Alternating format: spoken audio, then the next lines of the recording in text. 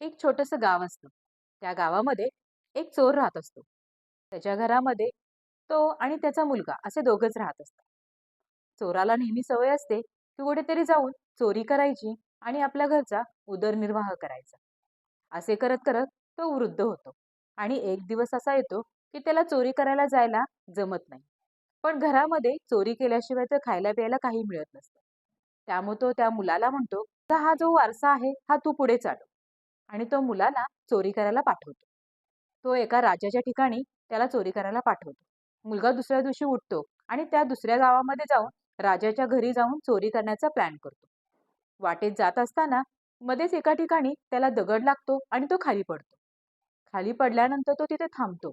पण त्याच गावामध्ये त्या दिवशी एक मोठे कीर्तनकार यांचं कीर्तन चालू असतं आणि काही शब्द त्याच्या कानावरती पडतात. जसे की नेहमी खरे बोलावे. असं ऐकल्यानंतर तो थोडा वेळ तिथं बसतो आणि वडिलांनी सांगितल्याप्रमाणे पुन्हा तो दुसऱ्या गावामध्ये राजाच्या घरी जाऊन चोरी करण्यासाठी तयार होतो. ज्यावेळेस तो राजवाड्यामध्ये जातो, तेव्हा तो पाहतो तर सगळीकडे त्याला काही ना काहीतरी वस्तू दिसत असतात. त्याच्या मनामध्ये आपण ही वस्तू घेऊया, ही वस्तू घेऊया असा विचार करत असता एक सेवक तिथे येतात आणि त्या मुलाला विचारतात, "अरे तू काय करतोयस?" त्यावेळेस तो येताना जे त्याच्या कानावरती शब्द पडलेले असतात ना, ते शब्द त्याला आठवतात, की नेहमी खरे बोलावे. म्हणून तो त्या शिपायांना सांगतो, की मी चोरी करण्यासाठी इथे आलेलो आहे. हे ऐकल्यानंतर शिपाई घाबरतो आणि त्याला पकडतो आणि तो राजाकडे घेऊन जातो. राजाकडे घेऊन गेल्यानंतर राजा त्याला पुन्हा विचारतो, "अरे मुला, तू कशासाठी इथे आलेला आहेस?" तर तो सांगतो, की "मी चोरी करण्यासाठी इथे आलेलो आहे."